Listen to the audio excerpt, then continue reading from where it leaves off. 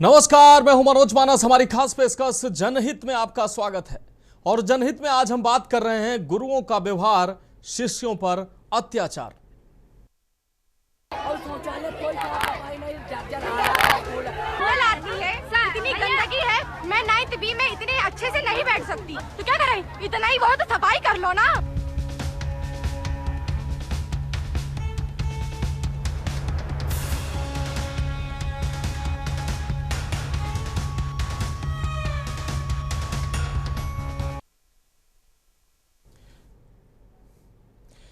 कहा जाता है कि स्कूल सिर्फ पढ़ाई की जगह नहीं, बल्कि संस्कार, सम्मान और भविष्य गढ़ने का मंदिर होता है, जहां एक शिक्षक बच्चों को अक्षर ज्ञान के साथ साथ जीवन के मूल्य सिखाता है।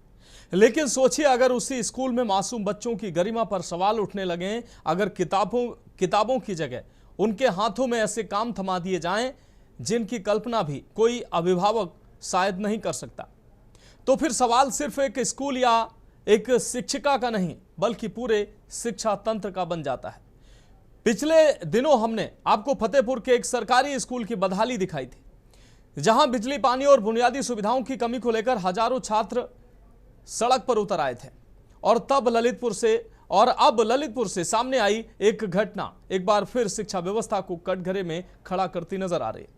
यहां एक शिक्षिका पर आरोप है कि उन्होंने अपने छोटे बच्चों के मलमूत्र के जो गंदे कपड़े हैं वो स्कूली छात्र छात्राओं से धुलवाए। इतना ही नहीं, वो लगातार इस तरीके का काम कर रही थी। विरोध करने पर एक छात्रा के साथ मारपीट किए जाने का भी आरोप लगा है। घटना के बाद छात्रों और अभिभावकों का गुस्सा भी फूट पड़ा है। पुलिस को बुलाना पड़ा और शिक्षा विभाग ने जांच के आदेश दिए हैं। अगर जांच में ये आरोप सही साबित होते हैं तो सवाल सिर्फ अनुशासन या लापरवाही का नहीं रहेगा, बल्कि बच्चों की गरिमा, उनके अधिकार और शिक्षा के मंदिर की मर्यादा का भी होगा। आखिर मासूम बच्चों का सम्मान कौन सुरक्षित रखेगा, और क्या स्कूलों में बच्चों को शिक्षा के साथ सम्मान भी मिलेगा? सवाल सिर्फ एक शिक्षिका के व्यवहार का नहीं है, बल्कि उस व्यवस्था का है जो स्कूल को शिक्षा का मंदिर कहती है। आखिर मासूम बच्चों से पढ़ाई के बजाय ऐसा काम क्यों कराया जा रहा है, या क्यों कराया गया? बच्चों की गरिमा और अधिकारों की क्या कोई कीमत नहीं होती है? ये तमाम सवाल हैं, और इन्हीं सवालों का जवाब हम आज की चर्चा में तलाशने का प्रयास करेंगे। पहले रिपोर्ट देखिए।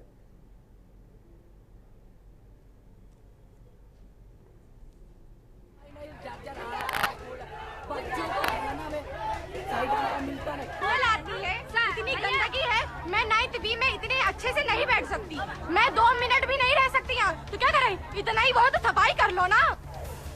पिछले दिनों हमने आपको उत्तर प्रदेश के फतेहपुर के किशनपुर स्थित सर्वोदय इंटर कॉलेज की तस्वीरें और हकीकत दिखाई थी, जहां के हजारों छात्र छात्राएं सड़कों पर उतरकर प्रदर्शन कर रहे थे। कारण स्कूल में बिजली नहीं, पीने का साफ पानी नहीं, बैठने के लिए बेंच नहीं, साफ टॉयलेट नहीं और शिक्षा व्यवस्था बदहाल। और जब छात्राओं ने अध्यापकों से कहा कि गुरुजी, विद्यालय के टॉयलेट गंदे हैं, तो शिक्षकों का जवाब था कि टॉयलेट आप खुद साफ कर लीजिए।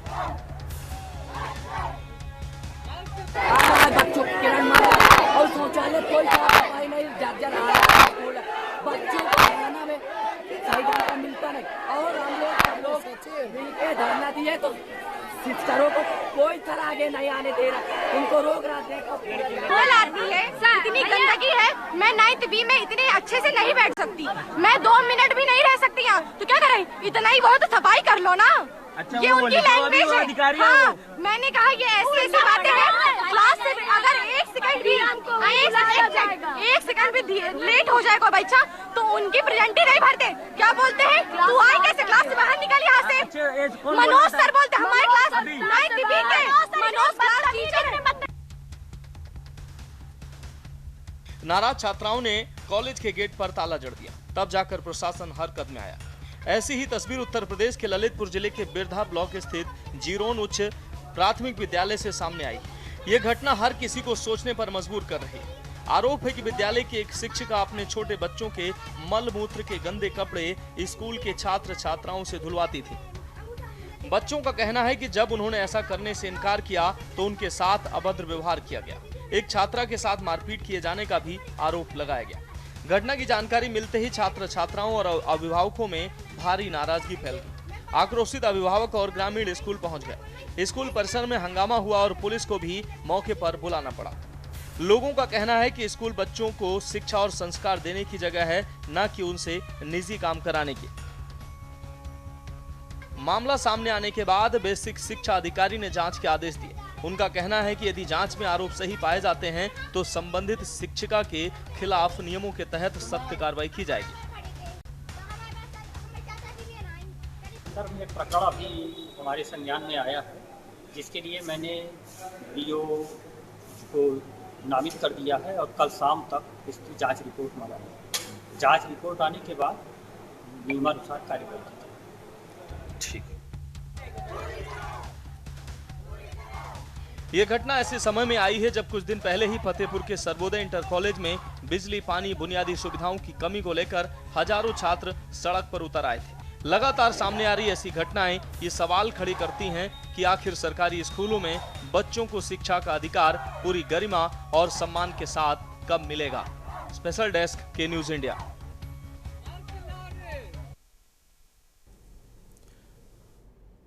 तो विद्यालय चाहे उत्तर प्रदेश का फतेहपुर हो, ललितपुर हो, बिहार का गया का विद्यालय हो, तमाम तस्वीरें हमने दिखाई हैं पिछले दिनों।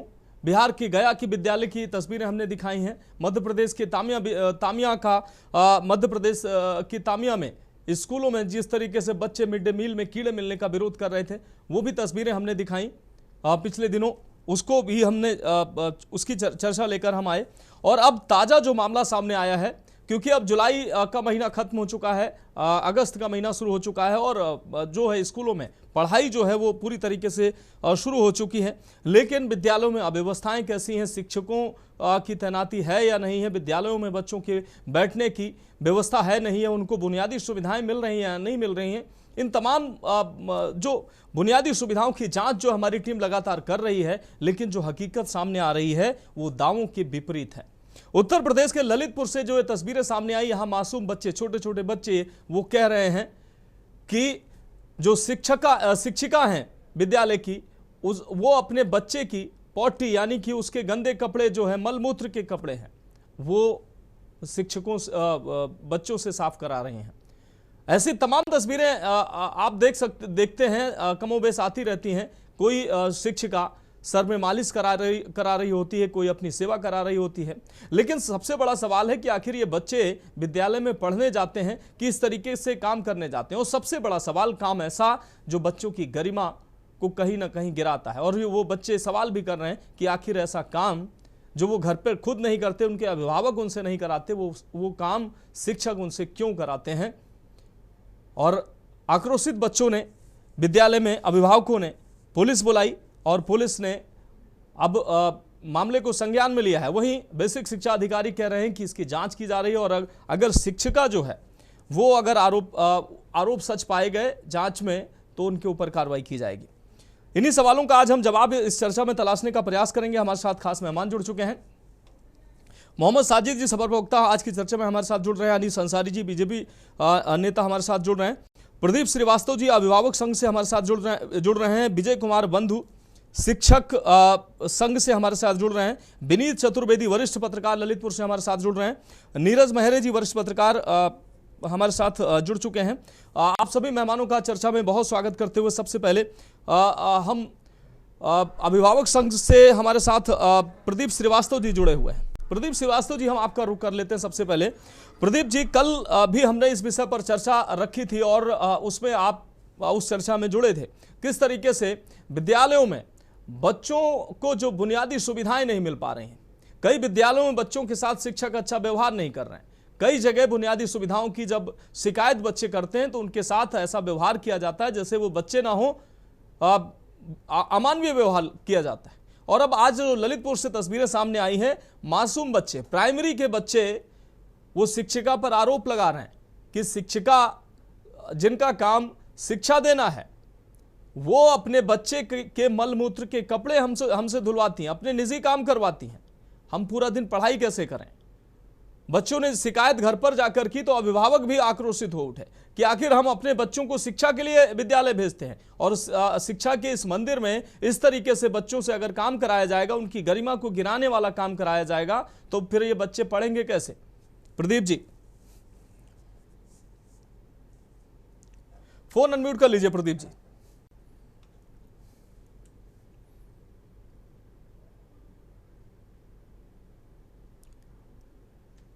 प्रदीप जी अनम्यूट कर लीजिए। प्रदीप जी, आपकी आवाज नहीं मिल पा रही है। आप फोन या लैपटॉप जिससे भी जुड़े हैं उसको अनम्यूट कर लेंगे तब आपकी आवाज मिल पाएगी। आपको एक रिक्वेस्ट मिल रही होगी, उसको क्लिक करेंगे आप तो आपकी आवाज मिलेगी।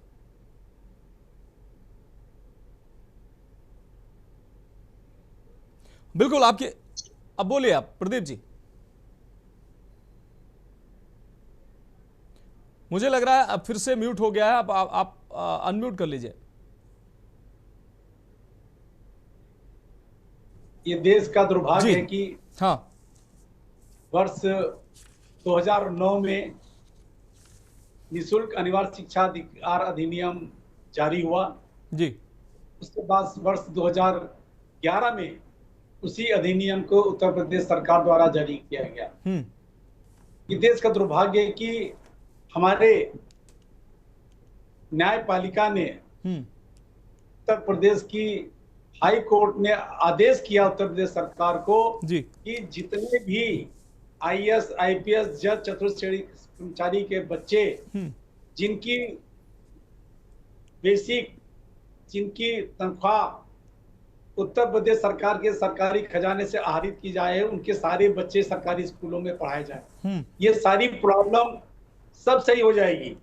लेकिन जो सदन में बैठे हुए लोग हैं वो नहीं चाहते हैं कि सरकारी स्कूल का स्तर अच्छा हो, गरीबों के बच्चे पढ़ लिख जाएं, क्योंकि अगर सरकारी स्कूल के स्तर अच्छा कर दिया जाएगा तो जो प्राइवेट स्कूल है वो बंद हो जाएंगे, क्योंकि अधिकतर जनप्रतिनिधियों के स्कूलों द्वारा विधायकों एमपीओ को द्वारा ये संचालित है। तो वो नहीं चाहते कि ये जो सरकारी स्कूल सरकारी संस्थाएं सरकारी स्कूल जो चल रहा है उत्तर प्रदेश सरकार में या भारतवर्ष के अंदर इसको फलने फूलने ना दिया जाए। वो नहीं चाहते कि बच्चे हमारे देश के युवा जो हैं वो पढ़ लिख के बढ़े।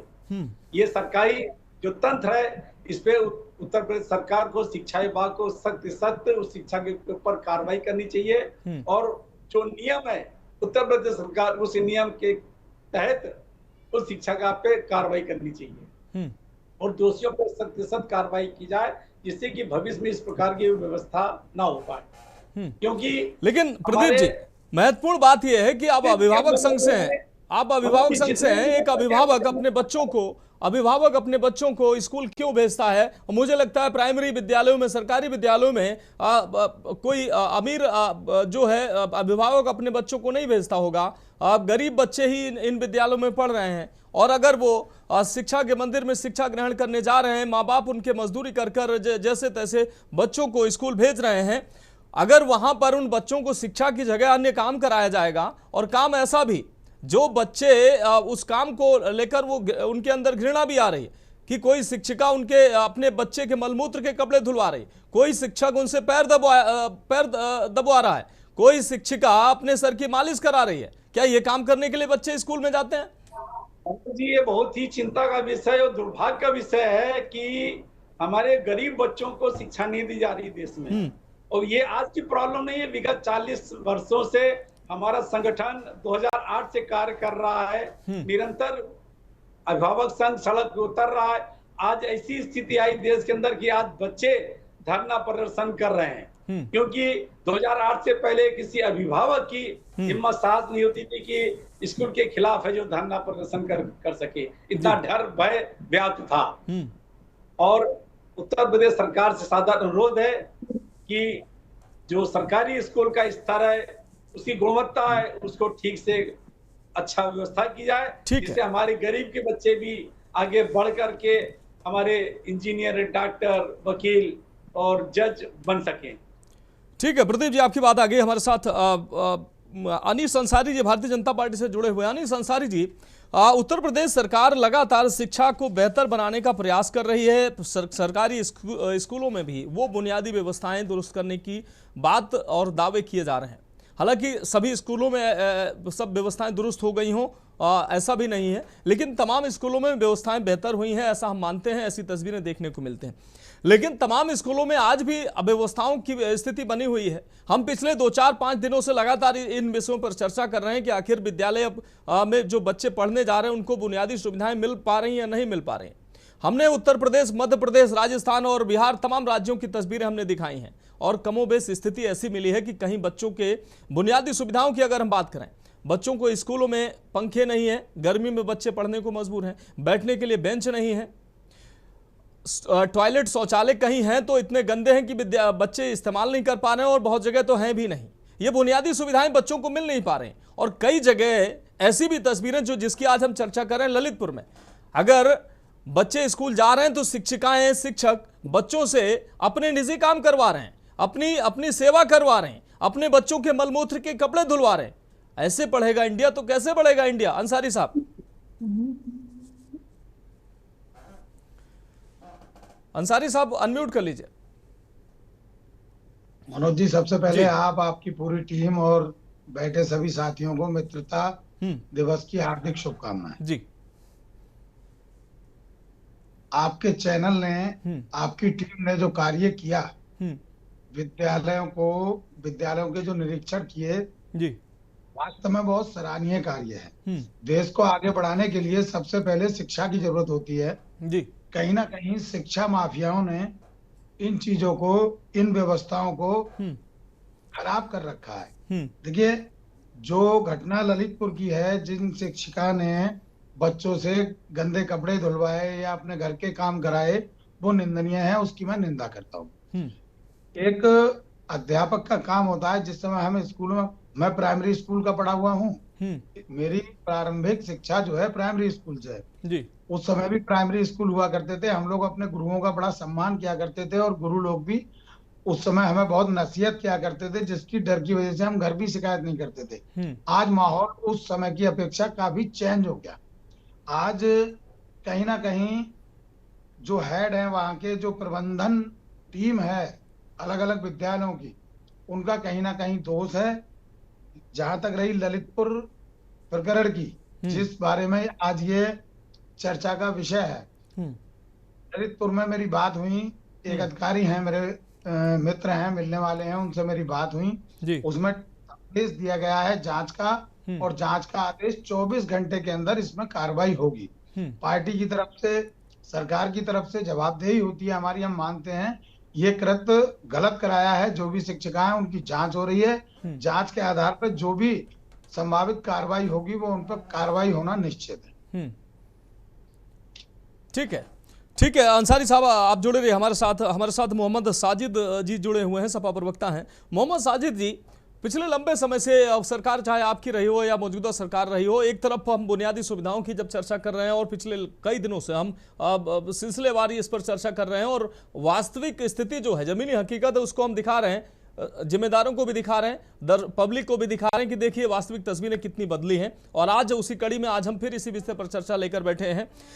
कल की जो हम तस्वीरें ललितपुर के एक विद्यालय की दिखा रहे हैं, जहां शिक्षिका पर तमाम छात्रों ने आरोप लगाए हैं कि एक तो अभद्र व्यवहार, और शिक्षिका अपने निजी काम कराती हैं, शिक्षक निजी काम कराते हैं। अगर बच्चे इसका प्रतिकार करते हैं यानी विरोध करते हैं तो उनकी पिटाई की जाती है, विद्यालय से निकाल देने की धमकी दी जाती है और अभिभावक भी आक्रोशित हैं और पुलिस को भी बुलाना पड़ा, ये नौबत आ गई।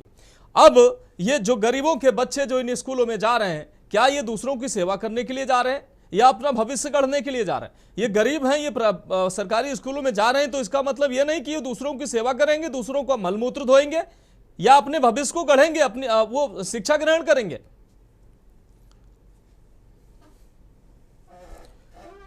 साजिद जी, देखिए, सबसे पहले मैं आपको बता दूं, जो शिक्षक है वो गुरु का बहुत सम्मान है और जो शिक्षक है उसका ये कार्य है कि विद्यार्थियों के साथ समान व्यवहार करे, भेदभाव रहे व्यवहार होना चाहिए, उनसे सम्मान पूर्वक बात करें और उनकी बात को सुने जी, अनुशासन बनाए रखें और मानवीय और सकारात्मक तरीके से उसको शिक्षा देनी है। और छात्र छात्राओं के जो भी उनके मन में प्रश्न है, शिक्षा से जुड़े प्रश्न है, उनको सुनना चाहिए और कोई भी इस तरीके का कार्य नहीं होना चाहिए। इसके लिए बाकायदा पहले जब ट्रेनिंग होती थी तो उस दौरान शिक्षकों को वो पाठ पढ़ाया जाता था। जो टीचर होते थे उनको ट्रेनिंग के दौरान अलग अलग उसमें विभाग स्पेशलिस्ट आते थे, उस विभाग के अधिकारी आते थे जो उनको समझाते थे। लेकिन काफी समय से इन सब चीजों में कहीं ना कहीं कमी आई है। ये कोई पहला मामला नहीं है, लगातार मामले आ रहे हैं। इससे पहले आपने देखा कि बनारस में एक बच्चे ने पेशाब कर दी थी, उसके निजी अंग को जला दिया टीचर ने बनारस में, उसमें प्रिंसिपल और उसके खिलाफ FIR हुई। फिरोजाबाद में 4 साल के बच्चे ने एक टॉयलेट कर दी, उसने उसकी आंख फोड़ दी पेंसिल मारकर। उसके बाद लखनऊ में भी इसी तरीके के मामले। तो अगर एक मामले में भी कार्रवाई हो जाए तो वो नजीर बन जाए और नसीहत हो जाए, उसके बाद टीचर ऐसी जो है वो घटनाओं को अंजाम ना दें, ऐसे जो है वो अनुशासनात्मक जो वो है उसको ना करें क्रियाकलापों को, और बच्चों के साथ अच्छा व्यवहार करें। समय समय में पहले DIU हैं, BA से हैं, ये BA से हैं, इतनी लंबी चेन होती है कि अगर वो लोग जाएं, बच्चों से बात करते थे पहले, ये सब चीजें कहीं ना कहीं बंद हुई हैं। जो मंशा थी, जो एक प्रपोजल आया था राइट टू एजुकेशन 2002 में और वो देश में लागू हुआ 1 अप्रैल 2010 से, लेकिन उसमें यह था कि हर बच्चे को 6 साल से 14 साल तक के बच्चों को संविधान के जो 86वां संशोधन हुआ संविधान में, उसमें आर्टिकल 21A में उनको RTE राइट टू एजुकेशन का अधिकार दिया गया। लेकिन आप देखिए, राइट टू एजुकेशन तो तब हो जब विद्यालय लगातार बंद हो रहे हैं। पिछले 10 साल में ही 26,000 विद्यालय बंद हुए हैं। प्रदेश के यूपी के 7874 7,874 विद्यालय ऐसे हैं और देश के 1,08,43 विद्यालय ऐसे हैं जहां पर एक ही टीचर है और बच्चों की संख्या अधिक है। यूपी के भी 60,874 विद्यालय हैं। तो आप शिक्षा का कैसे मजाक बनाया हुआ है। आप नई यूनिवर्सिटी नहीं बना रहे हैं, आप स्कूल नहीं खोल रहे हैं, आप माध्यमिक विद्यालय नहीं खोल रहे हैं, आप जूनियर हाई स्कूल नहीं खोल रहे हैं। जो है संसाधन आप उसको भी मिटाने पे तुले हैं, आप उनको बंद करने पे तुले हैं। आप लगातार, पहले आप 27,943 विद्यालय बंद करने की उसमें थे, उस पर कहा गया। अभी आंकड़ा RTI से मिला है और उस पर बाकायदा जवाब दिया गया है कि 26,000 विद्यालय पिछले 10 साल में बंद हो चुके हैं। तो आप क्या संदेश देना चाह रहे हैं? तो ना ही सरकार की मंशा है कि लोग पढ़ें।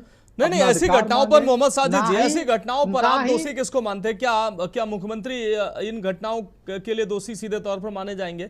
शिक्षक अगर दोषी हैं या उच्च अधिकारी दोषी हैं, व्यवस्था की अगर जिम्मेदारी जिनके हाथों पर है वो अगर व्यवस्था नहीं दे पा रहे हैं, मैं ये नहीं कह रहा हूं कि अगर जिसकी सरकार है वो उसको जवाबदेह नहीं है। आप पूरी बात सुनिए जी। जो भी सिस्टम में बैठा होता है उसी इसकी जवाबदेही होती है।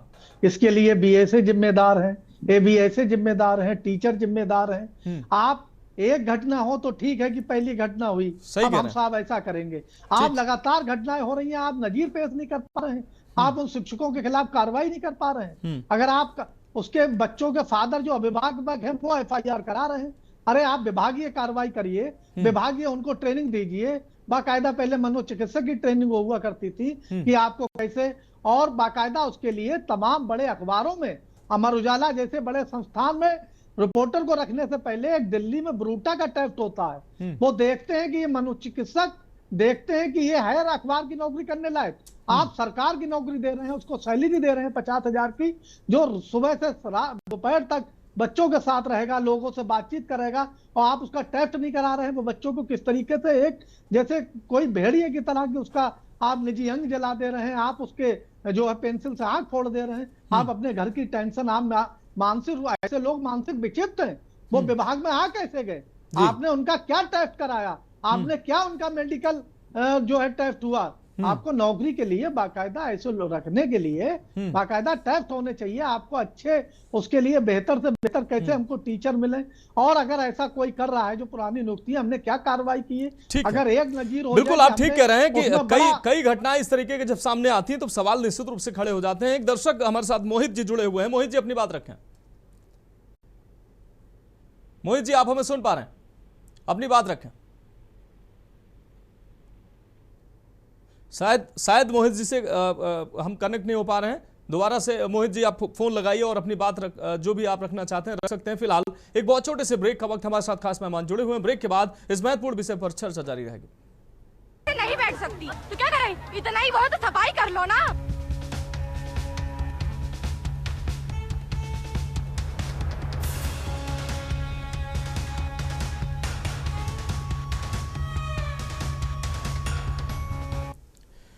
तो ब्रेक के बाद जनहित में एक बार फिर से आपका स्वागत है। जनहित में आज हम बात कर रहे हैं गुरुओं का व्यवहार, शिष्यों पर अत्याचार, और सीधे चर्चा का रुख कर रहे हैं। हमारे साथ खास मेहमान जुड़े हुए हैं। विजय कुमार बंधु जी शिक्षक संघ से हमारे साथ जुड़े हुए हैं। विजय कुमार बंधु जी, आप शिक्षक हैं और आप अंदाजा लगा सकते हैं कि मासूम बच्चों के साथ अगर दुर्व्यवहार होता है तो उनका जो भोला मन जो होता है वो किस तरीके से प्रभावित होता है। पिछले दिनों से हम लगातार प्राथमिक विद्यालय हों या अन्य विद्यालय हों, उसमें अव्यवस्थाओं की जो स्थितियां हैं उसकी हम तस्वीरें दिखा रहे थे। लेकिन विजय कुमार बंधु जी, आज हम ललितपुर की जिसकी बात कर रहे हैं, जिस पर आज हम चर्चा कर रहे हैं, मासूम बच्चों से शिक्षिका के द्वारा अपने बच्चे के मलमूत्र के कपड़े धुलवाए जा रहे हैं, उनके साथ अमानवीय व्यवहार किया जा रहा है। ऐसी तमाम अन्य तस्वीरें सामने आती हैं कि कहीं शिक्षक बच्चों से पैर दबवा रहे हैं, कहीं शिक्षिका सिर की मालिश करा रही हैं, हाथ पैरों की मालिश करा रही हैं। ऐसी तस्वीरें आखिर क्यों आती हैं?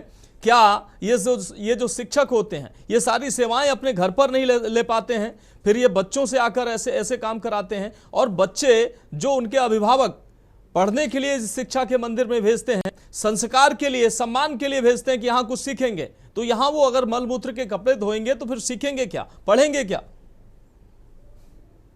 जी बहुत बहुत धन्यवाद आपका जी। अपने समाज का एक बड़ा संवेदनशील विषय उठाया, उसके लिए पूरी टीम को, के न्यूज के सारे दर्शकों को भी, उसके लिए आपको भी धन्यवाद, शुक्रिया। किसी शिक्षक द्वारा अगर किसी शब्द से किसी अभिभावक का या किसी छात्र का कुछ ऐसा अपमानजनक शब्द होता है, वो दुर्भाग्यपूर्ण है, वो निंदनीय है, वो नहीं होना चाहिए, बिल्कुल नहीं होना चाहिए, क्योंकि शिक्षक समाज का आदर्श होता है और खासकर बच्चों के बीच में उसके क्रिया कृत्यों से ही बच्चे हमारे सीखते हैं, इसमें कोई दो राय नहीं है। और अगर इस तरह कहीं घटना है तो वो दुर्भाग्यपूर्ण है। लेकिन दो तीन बातें मैं और रखना चाहता हूँ, सारे तमाम विद्वान पैनलिस्ट इसमें बैठे हुए हैं जी। अगर एक दो इंडिविजुअल केस को छोड़ देते हैं हम, तो मैं आपको जमीनी सच्चाई बताना चाहता हूँ जी।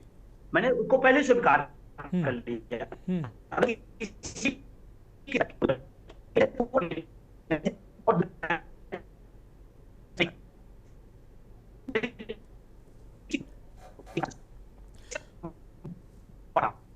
विजय कुमार जी, मुझे लग रहा है कुछ नेटवर्क का व्यवधान है। पहले आपकी आवाज बेहतर मिल पा रही थी, लेकिन अब आपकी आवाज बेहतर नहीं मिल पा रही।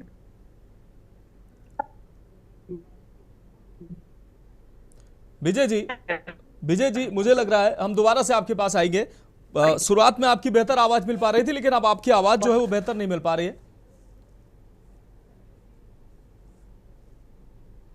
विजय जी फिर से बोलिए आप, अगर बेहतर आवाज आती है तो कंटिन्यू करें।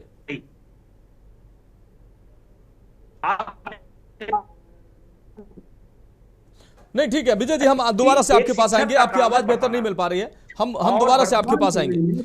पढ़ाने के अलावा जितने काम हो सकते हैं। हाँ अब आ रही है, ठीक है जी। आप कंटिन्यू करिए विजय जी। मैं कह रहा हूं कि एक शिक्षक, मैं कह रहा हूं कि शिक्षक अपवाद हर जगह है, लेकिन शिक्षक पढ़ाना चाहता है और वो अपना संपूर्ण जिम्मेदारी के साथ अपने बच्चों को शिक्षण देना चाहता है जी। लेकिन वर्तमान समय में शिक्षक से शिक्षण के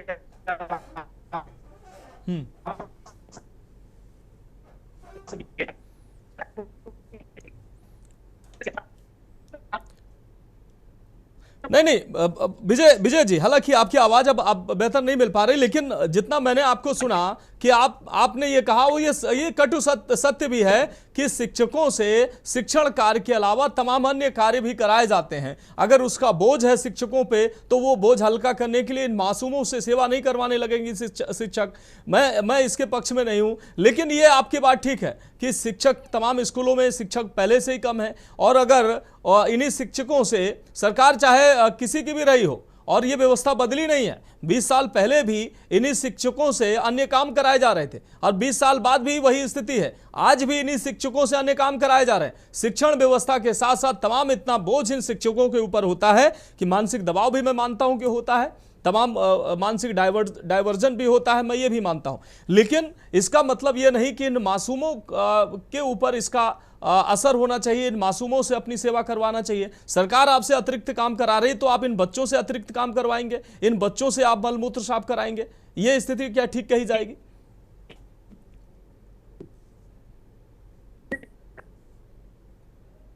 विजय जी, आवाज नहीं मिल पा रही है, ठीक है, हम दोबारा से आ रहे हैं आपके पास। हम उम्मीद कर रहे थे कि आप अपनी बात रखेंगे। इस बीच नीरज मेहरे जी हमारे साथ लगातार जुड़े हुए हैं, विनीत चतुर्वेदी जी भी हमारे साथ लगातार जुड़े हुए हैं। नीरज मेहरे जी, ये स्थितियां कमोबेश ये अक्सर कर देखने को मिल जाती हैं, प्राथमिक विद्यालय, माध्यमिक विद्यालय में ऐसी तस्वीरें अक्सर कर देखने को मिल जाती हैं। शिक्षक जो है बच्चों से सेवा करवाते हैं, अन्य काम करवाइए बच्चों से, उनको आदत डालिए। हमारे मुख्यमंत्री ने भी कहा है कि कुछ ऐसे काम अगर विद्यालय में कराए जाते हैं तो उससे परहेज नहीं है, लेकिन अगर मलमूत्र बच्चों से साफ कराया जाएगा, पैर उन बच्चों से दबवाए जाएंगे, तो बच्चों को क्या, बच्चों 4-5 घंटे 6 घंटे का जो समय होता है विद्यालय में, उस समय में बच्चे अगर ये काम करेंगे तो पढ़ेंगे कब, संस्कार कब सीखेंगे, भविष्य अपना वो कब बनाएंगे?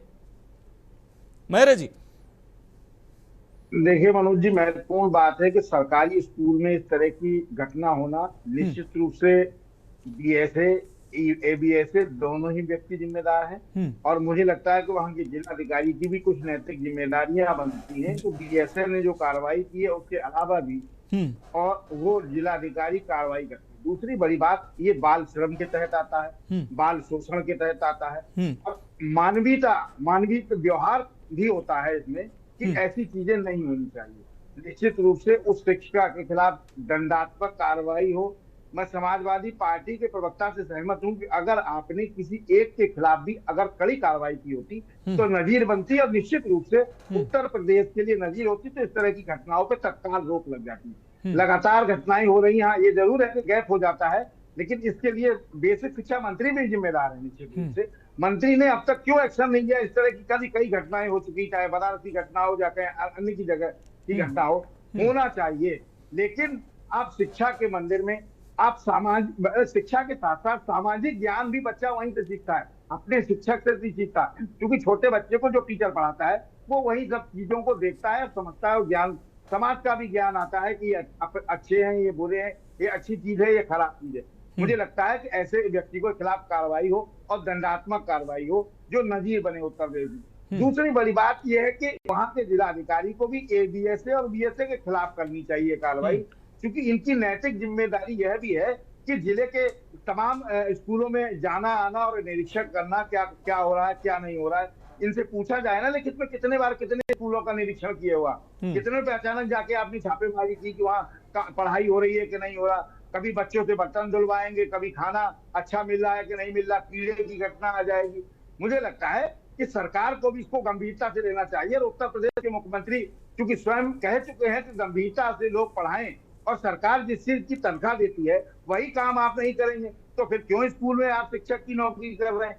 कुछ शिक्षक ऐसे भी पाए गए मनोज जी जो अपनी जगह दूसरों को भेजते रहते हैं। हाँ। दूर का स्कूल है वो नहीं जाते, उन्हें ठीक है हम तुमको 10,000 15,000 रुपया दे देंगे, आप उनकी जगह वो पढ़ाते रहे, और कुछ कमीशन बीएसए एबीएसए को भी जाता है। मैं तो खुले मंच पे आपके चैनल पे कह रहा हूँ, मैं ऐसे 10 बीएसए का नाम बता सकता हूँ जिनका कमीशन जाता है। उत्तर प्रदेश में शिक्षा का स्तर लगातार, प्राथमिक शिक्षा का, जहां से जिस मकान की नींव कमजोर होगी वो मकान कभी अच्छी बिल्डिंग नहीं बन सकता है। नींव को ही आप खराब कर रहे हैं। लगातार स्कूल जो बंद हो रहे हैं आप उसको मर्ज कह रहे हैं, विपक्ष उसको बंद बता रहा है। तमाम ऐसी घटनाएं हो रही हैं। मुझे लगता है कि जिस देश का स्वास्थ्य और शिक्षा कमजोर होगी वो 2047 में विकसित गणराज्य कभी नहीं बन सकता। जैसी बात लगातार देश के प्रधानमंत्री 2047 में विकसित गणराज्य बनाने की बात कर रहे हैं, $5 ट्रिलियन इकोनॉमी की बात हो रही है, उस देश में इस तरह की घटनाएं होना मुझे लगता है कि बहुत निंदनीय, अत्यंत दुर्भाग्यपूर्ण है। जी मनोज। ठीक है मेरे जी, आप जुड़ रही हमारे साथ। ललितपुर क्षेत्र से ही हमारे साथ विनीत चतुर्वेदी जी वरिष्ठ पत्रकार जुड़े हुए हैं। विनीत चतुर्वेदी जी, जिस ललितपुर की घटना का हम जिक्र कर रहे हैं, जहां पर बच्चों से, मासूम बच्चे, जो ये पुलिस विद्यालय पहुंची है वो पूछताछ कर रही, तो मासूम बच्चे साफ तौर पर कह रहे हैं कि शिक्षक हमसे अच्छा व्यवहार नहीं कर रहे हैं, वो मलमूत्र के कपड़े हमसे धुलवाते हैं, अगर हम विरोध करते हैं तो पीटते हैं, मारते पीटते हैं। आखिर इन मासूमों के साथ ही अत्याचार नहीं है तो और क्या है? ये बच्चे इन विद्यालयों में इस उम्मीद से जाते हैं कि उनको शिक्षा मिलेगी, संस्कार मिलेंगे, और कमोबेश जब ऐसी स्थितियां, एक तरफ हम अव्यवस्थाओं की बात करते हैं, तमाम विद्यालयों में अव्यवस्थाओं की बात, दूसरी तरफ शिक्षकों की मनाही स्थिति, कई घटनाओं का जिक्र अभी साजिद जी ने की है कि किस तरीके से व्यवहार शिक्षकों का हो गया है। अगर मासूम बच्चे विद्यालय में छोटी सी गलती कर दें तो शिक्षक किस तरीके से अमानवीय व्यवहार करते हैं, और दूसरी तरफ ये अमानवीय व्यवहार की ये भी श्रेणी में आता है कि आप मलमूत्र के कपड़े अपने इन बच्चों से धुलवाएंगे। आखिर ये बच्चे संस्कार सीखने आते हैं, पढ़ने आते हैं, भविष्य गढ़ने आते हैं, तो ये तस्वीरें कैसे बदलेंगी? चतुर्वेदी जी। जी मनोज जी, ये बात बिल्कुल सही कही गई है कि शिक्षकों को अपना जो मूल व्यवहार है पढ़ाने का, उसमें प्रतिभाग करना चाहिए, और इसमें लगातार गिरावट आ रही है। बच्चों के संग कपड़े धुलवाने जैसी घटना सामने आई है, लेकिन शिक्षकों को अपने व्यवहार, जो उनका मूल उद्देश्य है, जिससे वो गुरु की पदवी मिली हुई है, इसके इतर अगर इस तरह का कार्य कराएंगे तो जो उनकी सम्मान है, निश्चित है उसमें गिरावट आएगी। ये कई दृष्टि से गलत है, और इस मामले में निश्चित ही जांच के बाद सही कार्रवाई होनी चाहिए, जिससे एक संदेश जाए शिक्षकों को। इसके साथ साथ शिक्षकों को भी मनोवैज्ञानिक रूप से टेस्ट, मनोवैज्ञानिक रूप से जानकारी, आपको क्या व्यवहार करना छात्रों के साथ, ये होना जरूरी है। समय समय पर उनको प्रशिक्षण भी दिया जाता है, लेकिन उसको इसमें समावेश किया जाना जरूरी है। सरकार उसको बच्चों के शिक्षा पर ध्यान तो दे रही है, लेकिन गुरु लोग इस तरह के कार्य करवाकर उसको, छवि को धूमिल करने का कार्य कर रहे हैं। निश्चित ही ये बहुत ही गलत बात है। ठीक है चतुर्वेदी जी, आप जुड़े रहिए। विजय कुमार बंधु जी, आप हमें सुन पा रहे हैं और उम्मीद करते हैं आपकी आवाज बेहतर तरीके से मिलेगी। पिछली कुछ बातों को आप जो बताना चाह रहे थे वो शायद छूट गई थी, वो भी आप इसमें शामिल कर लीजिएगा। लेकिन विजय कुमार जी, मेरा एक सवाल इसमें शामिल कर लीजिए। क्या समय समय पर शिक्षकों की मना स्थिति को देखते हुए, काम का बोझ आपने बताया और तमाम घरेलू परिस्थितियां हो सकती हैं, उनको देखते हुए क्या समय समय पर, क्योंकि बहुत महत्वपूर्ण काम जो शिक्षक है वो करते हैं, इन मासूम छोटे छोटे बच्चों को पढ़ाना, उनके भविष्य को गढ़ना, उनको समझाना, उनके बीच में रहना, और उन्हीं अगर उन जैसा उनके मन को समझना ये आसान काम नहीं है, तो कम से कम शिक्षक की मना स्थिति कैसी है और उसकी समय पर जांच और प्रशिक्षण जो समय समय पर, क्या अब वक्त की मांग है ये, जिससे अध्यापक जो है अपनी जिम्मेदारी का निर्वहन भी कर सकें और उनकी मना स्थिति की भी जांच हो सके कि वो इन बच्चों के बीच पढ़ाने की स्थिति में है या नहीं है। विजय जी,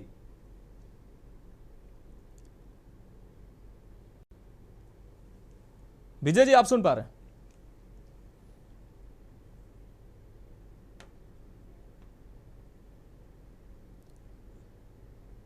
विजय जी बोलिए, आपकी आवाज नहीं मिल पा रही।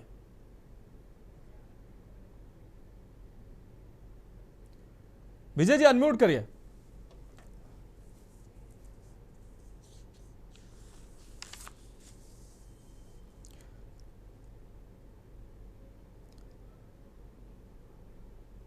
विजय जी का पक्ष हम जरूर जानना चाह रहे हैं, लेकिन विजय जी की मुझे लग रहा है विजय जी की आवाज़ और नेटवर्क की कुछ कमियों की वजह से विजय जी को हम बेहतर तरीके से सुन नहीं पा रहे हैं। विजय जी, अगर आप सुन पा रहे हैं तो फ़ोन अनम्यूट करिए और अपनी बात रखें। चलिए ठीक है, इसी सवाल के साथ हम एक बार फिर से प्रदीप जी का रुख कर लेते हैं। प्रदीप जी, अगर हम शिक्षकों की मन स्थिति की बात करें तो अगर शिक्षक, क्योंकि अभी विजय जी भी कह रहे थे और ये सत्यता भी है कि शिक्षकों पर बहुत काम का वर्डन भी होता है। कई जगह पर देखा जाता है 2 शिक्षक, 1 शिक्षक, 3 शिक्षक के भरोसे पूरा विद्यालय होता है। तो सभी शिक्षकों के लिए ऐसा तो नहीं है, लेकिन कुछ एक शिक्षकों पर हो सकता है मानसिक दबाव ऐसा हो या कुछ मानसिक स्थिति ऐसा हो, पारिवारिक स्थिति ऐसा हो, और जब वो विद्यालय में पढ़ाने जाते हैं जरा सी कोई ऐसी घटना हुई, जैसा कि अभी साजिद जी कह रहे थे, फिरोजाबाद की घटना हो या वाराणसी जैसी घटनाएं हो, शिक्षक अंजाम दे देते हैं, तो क्या समय समय पर शिक्षकों की भी अब वक्त की मांग है कि काउंसलिंग होना चाहिए, प्रशिक्षण उनको समय समय पर दिया जाना चाहिए, उनकी मन स्थिति समझना चाहिए, ताकि बच्चों की शिक्षा भी बेहतर हो सके, उनके साथ व्यवहार भी शिक्षक अच्छा कर सके? बिल्कुल, निश्चित रूप से जो हमारे प्रदेश के शिक्षक हैं उनकी जो काउंसलिंग होनी चाहिए।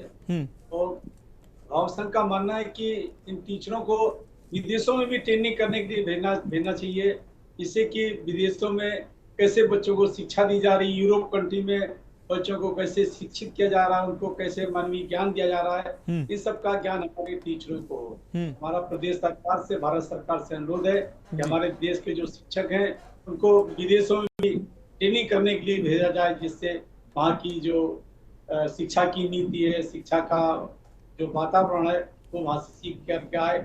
हमारे देश और प्रदेश में हमारे शिक्षक, हमारे जो युवा हैं, हमारे जो बच्चे हैं, वो उसको अच्छी तरीके से ग्रहण सके और अपना भविष्य संवार सके और हमारे देश के भविष्य है वो अच्छे।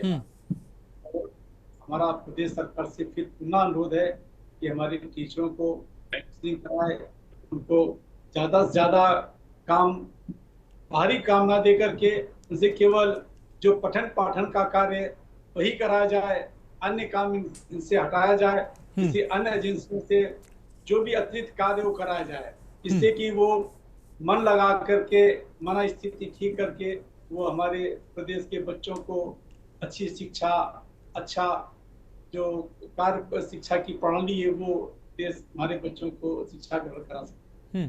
ठीक है, ठीक है। अब अनीस अंसारी जी का एक बार फिर से रुख कर लेते हैं। अनीस अंसारी जी, खेल खेल में बच्चों को शिक्षा से जोड़ना, शिक्षा उनको देना, ये ऐसी व्यवस्था होनी चाहिए, ये सरकार प्रयास कर रही है और विदेशों में भी इस तरीके की शिक्षा पद्धति को अपनाया गया है, ताकि जो छोटे छोटे बच्चे हैं वो किस तरीके से खेल खेल से पढ़ाई भी कर सकें और वो जो है शिक्षा भी ग्रहण कर सके। लेकिन हमारे यहाँ ऐसी व्यवस्थाएं देखी नहीं जाती हैं। अभी प्रदीप श्रीवास्तव जी कह रहे हैं कि इसके लिए विदेशों में भी शिक्षकों को जाना चाहिए, लेकिन ऐसी व्यवस्था हमारे यहाँ अगर ये व्यवस्था है तो देखने को कमोबेश क्या मिलता है कि शिक्षक एक साइड बैठे हुए अपने गपशप में मशगूल हैं और विद्यार्थी पूरे टाइम भर खेलते नजर आते हैं। शायद ही कुछ विद्यालय में ऐसी तस्वीरें हों कि व्यवस्थित तरीके से क्लास चलती है। तमाम विद्यालयों में ऐसी खामियां देखने को मिलती हैं। और दूसरी तरफ सरकार कह रही है कि एक एक विद्यालय में हम ऐसी व्यवस्था ला रहे हैं, खेल कूद की भी व्यवस्था हो, ऐसा प्रशिक्षण हम दे रहे हैं कि शिक्षकों को कि खेल खेल में बस्ते का वजन कम हो और खेल खेल में इन बच्चों को सिखाया जाए। ऐसी व्यवस्थाएं अगर हो रही हैं तो नजर क्यों नहीं आ रही हैं, उनका असर क्यों नहीं दिख रहा है? मनोज जी, सबसे पहले मैं ये बताना चाहूंगा, अभी चर्चा में बात आई कि शिक्षकों पर कोई कार्रवाई ऐसी हो जो नजीर बने। साजिद जी का सवाल है। जहां जहां से बड़ी शिकायतें आई, जैसे कि सीतापुर, बलिया, यहाँ के 2 अध्यापकों पे FIR दर्ज हुई जी, छात्रों के साथ क्रूरता के मामले में। बनारस में प्ले स्कूल में 5 साल के बच्चे के साथ जो दुर्घटना हुई, उसमें भी शिक्षक और मैनेजर पे FIR दर्ज हुई और उनको सस्पेंड भी किया गया। इसी तरह से एक है जौनपुर के क्लासरूम में जो बदतमीजी की गई किसी स्टूडेंट के साथ, उसके शिक्षकों को निलंबन की कार्रवाई की गई। इस तरह के लगभग दर्जनों मामले ऐसे हैं जिन पर कार्रवाई की गई। सरकार की तरफ से कोई, जहां जुल्म होगा सरकार की तरफ से कोई माफी नहीं होगी, इस चीज को हर कोई जानता है। और रही बात हमारी सरकार में, भारतीय जनता पार्टी की सरकार जब से आई है तब से अभिभावकों को, शिक्षकों को अपनी बात कहने का अधिकार है, वरना हमसे पहले तो मेरे ख्याल से प्रदर्शन या अपनी बात कहने का अधिकार अन्य सरकारों में शायद नहीं हुआ करता था। हिम्मत नहीं होती थी अभिभावकों की या कभी। लेकिन अनीस जी मोहम्मद साजिद जी का जो सवाल था, अनीस जी मोहम्मद साजिद जी का जो सवाल था कि ऐसी कार्रवाई नहीं होती, तो अधिकांश मामलों में उनका यह सवाल था कि गार्जियंस जाके शिकायत करते हैं, उसके बाद मामला दर्ज होता है। अगर विभाग ही कार्रवाई ऐसे शिक्षकों पर ऐसी कार्रवाई करे जो नजीर बन सके, ताकि अन्य शिक्षकों को कम से कम डर पैदा हो कि हम अगर ऐसा अमानवीय व्यवहार करेंगे, जो हमारा काम है उसके विपरीत काम करेंगे, तो हमको या तो बर्खास्त कर दिया जाएगा, सेवा से मुक्त कर दिया जाएगा, या ऐसी दंडात्मक कार्रवाई होगी कि हमारा भविष्य खराब होगा, हमारा परिवार प्रभावित होगा। लेकिन ऐसा देखने को नहीं मिलता है। मेरा शायद ये साजिद जी का मानना था, ये सवाल था।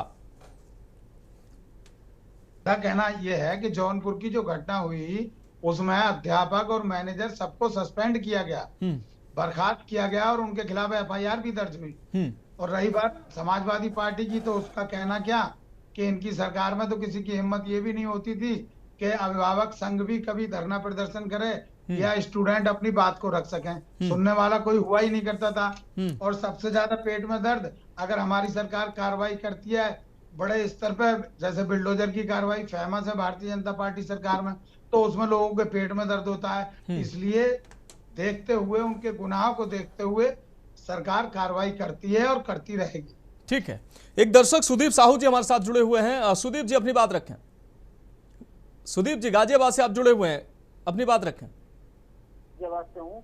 ये जितना गुरुओं का व्यवहार, शिक्षकों पे अत्याचार, ये बहुत ही गलत हो रहा है। बच्चों को प्यार से समझाइए। अगर बच्चों के साथ अत्याचार करेंगे तो बहुत से बच्चे जो पढ़ना चाहते हैं कोई अत्याचार की वजह से ही पढ़ना छोड़ देंगे, स्कूल जाने से डरेंगे वो। तो शिक्षक जो है कम से कम पहले तो मनोवैज्ञानिक होना चाहिए, शिक्षक को मनोविज्ञान समझना चाहिए बच्चों को। और बीएड में और जो भी इनकी शिक्षा की व्यवस्था है उसमें मनोविज्ञान की पढ़ाई कराई भी जाती है। लेकिन सरकारी नौकरी लाने के बाद ना, इसकी लगने के बाद सारा मनोविज्ञान भूल जाते हैं, फिर अपने आप को खुदा समझते हैं। बिल्कुल, खुदा से तो नीचे मानते ही नहीं अपने आप को। बिल्कुल, बहुत शुक्रिया सुदीप जी अपनी बात रखने के लिए। लेकिन आपने ठीक कहा कि प्रशिक्षण तो दिया जाता है, लेकिन शायद समय के साथ ये प्रशिक्षण, ये जो शिक्षक है वो भूल जाते हैं। मोहम्मद साजिद जी, एक बार फिर से हम आपका रुख करेंगे, कम शब्दों में आप जवाब दीजिएगा।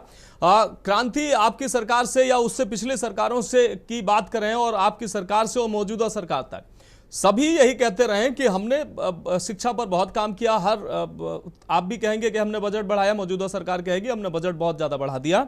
लेकिन व्यवस्थाएं जो है वो कैसी हैं वो आप देख रहे हैं। उत्तरोत्तर वृद्धि होनी चाहिए। अगर व्यवस्थाएं सरकारी स्कूलों की बेहतर हो रही हैं तो पिछले की अपेक्षा उत्तरोत्तर वृद्धि होनी चाहिए, जबकि हो उल्टा रहा है।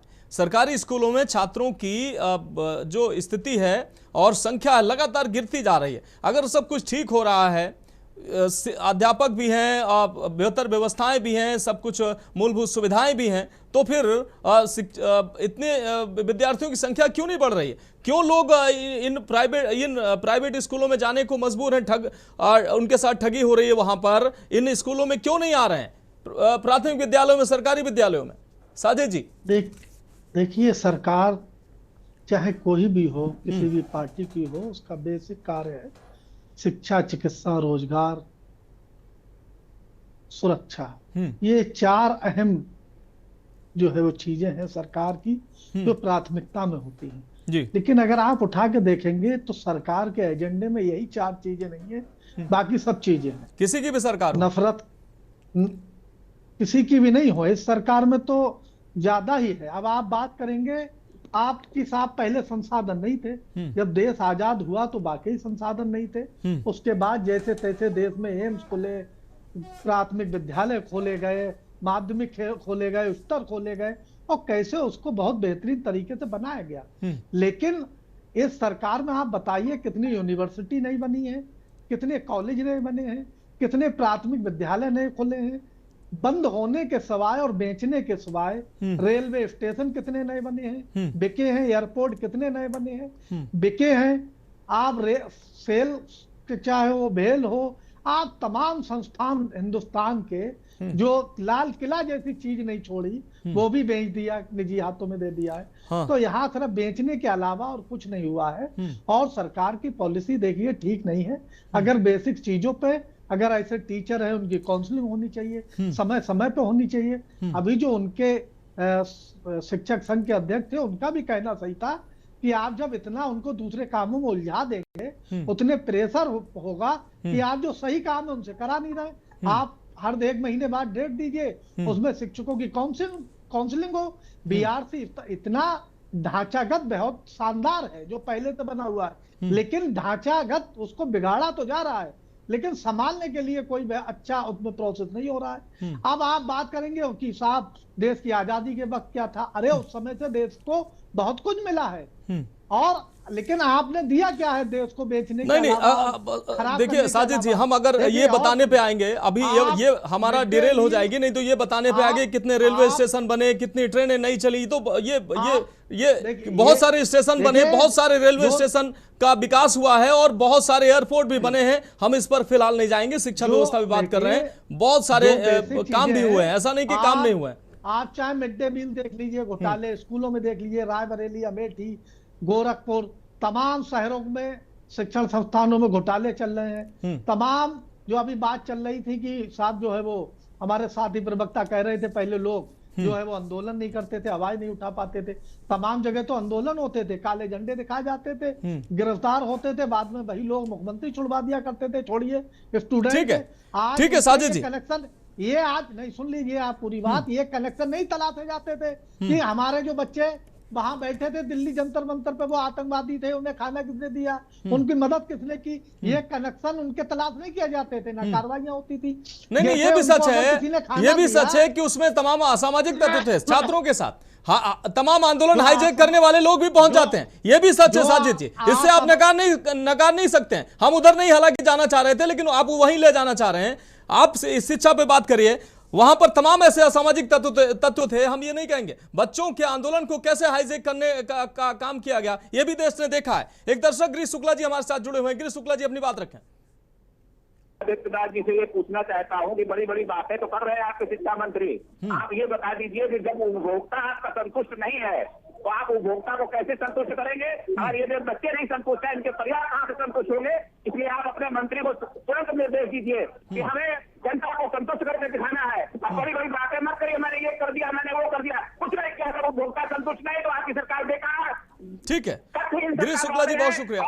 गिरीश शुक्ला जी, अपने विचार रखने के लिए बहुत शुक्रिया। आप फिलहाल हम नीरज मेहरे जी से बहुत कम शब्दों में एक छोटी सी टिप्पणी लेना चाहेंगे। नीरज मेहरे जी, अगर हमारी सरकार, आपकी सरकार, ये आरोप प्रत्यारोप करने की बात हो, आपने कुछ नहीं किया, हमने बहुत कुछ किया, ये चीजें अगर ठीक हैं तो फिर हम चर्चा ऐसे विषयों पर लेकर क्यों बैठते हैं? शिक्षा व्यवस्था की अगर हम बात कर रहे हैं, साधारण मूलभूत व्यवस्थाएं जो है बच्चों को नहीं मिल पा रही हैं तमाम विद्यालयों में, सब में ऐसी नहीं है स्थिति, हम ये नहीं कह रहे हैं।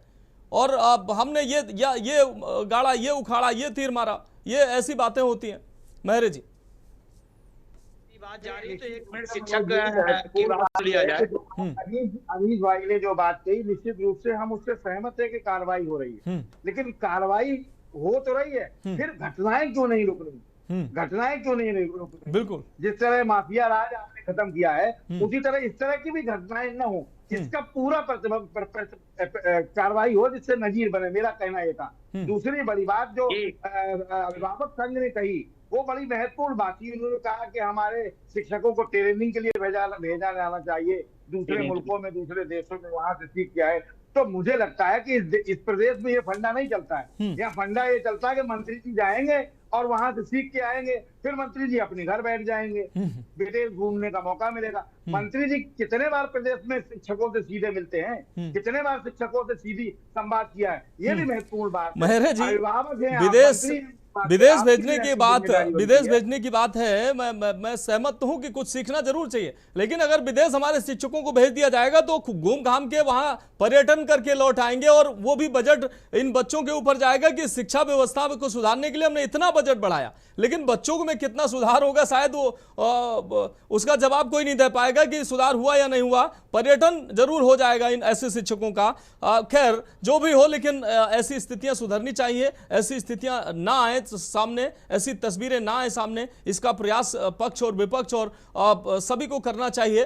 क्योंकि ये जो शिक्षक हैं अगर ये अपनी जिम्मेदारी निभाएंगे, संस्कार देंगे, सम्मान बच्चों का करेंगे तो इनको भी सम्मान मिलेगा और जो भविष्य गढ़ने की जिम्मेदारी इनके सर पर है वो अपनी जिम्मेदारी का निर्वहन कर सकेंगे। और तमाम ऐसे शिक्षक जो अपनी जिम्मेदारी निर्वहन नहीं कर रहे हैं उन पर कार्रवाई भी होनी चाहिए ताकि एक नज़ीर बन सके, जैसा कि साजिद जी कह रहे थे, ताकि अन्य शिक्षकों को कम से कम प्रेरणा भी मिले और डर भी पैदा हो कि हमारा जो काम है हम वो नहीं करेंगे तो कार्रवाई हो सकती है। और बच्चों को कम से कम ऐसे पुलिस के सामने, ऐसे तमाम लोगों के सामने अपने अधिकारों के लिए लड़ना ना पड़े, सड़क पर ना आना पड़े, जैसा कि पिछले दिनों से जो तस्वीरें देखने को मिल रही हैं। इसी उम्मीद के साथ आप सभी सम्मानित मेहमानों का इस खास चर्चा में जुड़ने के लिए बहुत शुक्रिया।